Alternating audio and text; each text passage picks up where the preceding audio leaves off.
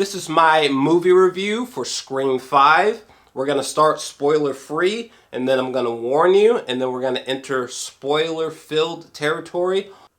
So at the current time, almost unbelievably, Scream 5 has an 80% on Rotten Tomatoes. And as I said before in my reaction, my social media reaction, I had a blast with this movie. This movie, in my opinion, is a 7. I'm going to go with a 7 out of 10. Jenna Ortega as Tara Carpenter. This whole opening sequence I thought was just brilliant. The use of silence was great. Oddly, what's interesting is that the silence in this opener really grounded things. Like, for some reason, going into this movie, I thought this movie was going to be cringy. I thought this movie was going to be like a 2 or a 1 out of 10, especially after Scream 4. I don't know what you guys are talking about when it comes to Scream 4. I think love for Scream 4 is just relegated to, fans or super fan Scream circles or something like that, because most people, Scream fans aside, most people outside of that box usually look at Scream 4 the way that I do. I might do a movie reaction to Scream 4 just to kind of put the nail in the coffin, because I haven't seen the movie since 2011 and I remember it being pretty bad. So we'll see what happens there. Maybe I'll eat my words. But anyways, first off, Jenna was amazing. She almost seems like a young Scream queen, like, already. It's like Neve Campbell. Like, I thought she was wonderful in this opener. As a matter of fact, maybe this was just me, but this was one of my flaws of this movie. But Tara Carpenter and Sam Carpenter, I feel like Melissa should have played Tara, and I feel like Jenna should have played Sam, because as a performer, as an actress, like, Jenna Ortega is leaps and bounds the better actress than Melissa. So I wish they had swapped. Her performance was the only performance that I felt like could have been stronger. I didn't find her performance to be that impressive or that convincing. I mean, it wasn't like bad or like terrible, but at the same time, I feel like it just could have been better, especially since she's essentially is kind of our new main character in this movie. But yeah, the whole opener with Jenna as Tara Carpenter was fantastic. The use of silence, the way that Ghostface is talking to her, the way that the shots are following Tara Carpenter around inside that smart house, there's just a genuine sense of dread. There's really like an air of creepiness floating around. The lovable comedic nature of almost all of these newcomers to the cast, it makes it so that, like, it's really hard to pick or try to pick who's the killer, For all we know, the movie might do something dumb and it might make Dewey be the killer, you know what I mean? It's the 5th iteration here. Who knows how far they're gonna... But yeah, I loved that aspect. They nailed that aspect, that whodunit aspect, keeping you guessing, making who's the killer unpredictable. They nailed that aspect. So, Sam Carpenter, it's revealed in this movie that Sam Carpenter, she's the daughter of a certain somebody from the past. And that certain somebody makes an appearance in this movie, and you can tell that they tried to de-age that certain somebody, or they tried to make that certain somebody look as youthful as possible, because the last time we saw this person in context to this series was like 20-something plus years ago. that was a little bit awkward.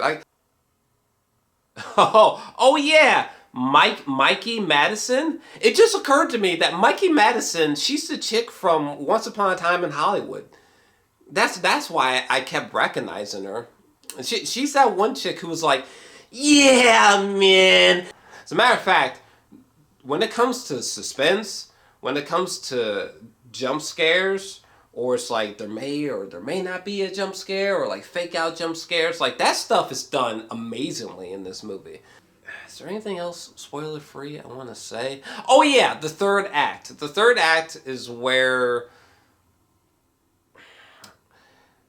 prior to the third act, I would have given this movie a 8 out of 10, but okay, I'm sorry, but we have to talk about spoilers now. Okay, we have to. I can't go any further without talking about spoilers.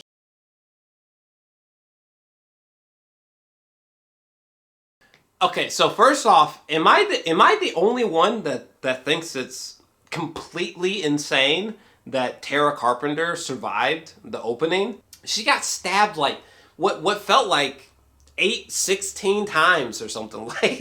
Oh yeah, by the way, holy Christ, Dewey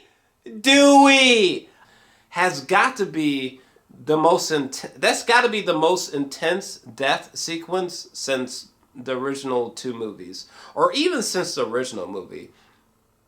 There's just something about watching Dewey walk down that hallway, and emptying bullet casings, like him and Ghostface are going one-on-one, and it was just so, it probably was the most badass moment for David Arquette ever. When Dewey, when he gets, he gets stabbed here, and then he gets stabbed here, and then when Ghostface, when he's like, it's been an honor, and all that fucking blood's just like,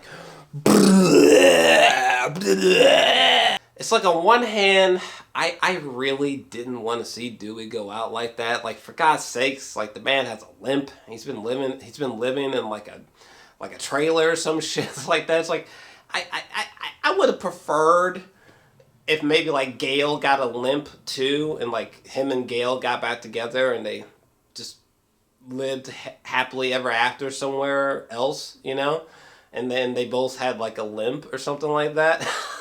Okay, let's talk about the killer reveal. So we find out that Richie and Amber are the killers. So we find out that Jack Quaid and Mikey Madison are the killers. I knew that Jack Quaid was the killer, but no, I called it. I totally called it. I didn't think I was gonna be right, but I definitely called it. Like, I remember mentally noting down, like, if I had to pick someone, gun to my head, Jack Quaid, and I can't believe I was right.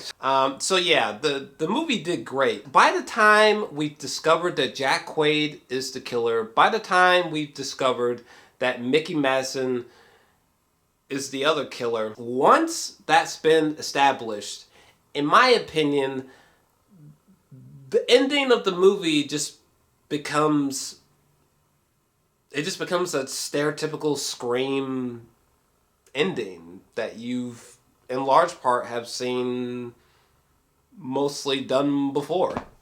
This ending is pretty unremarkable. Like, okay, so we find out that there's two killers going after Billy's daughter for whatever dumbass reasons that they were droning on and on and on about.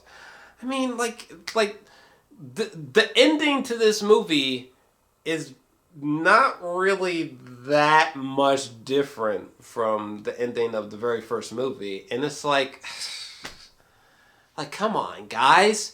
Literally, you could have made it so that there were 3 or 4 killers, okay? Who would have saw that coming? You could have made it so that the house lit on fire and there was a duel between Sidney and Ghostface inside of a burning house, okay? That would have been insane. Who would have saw that coming?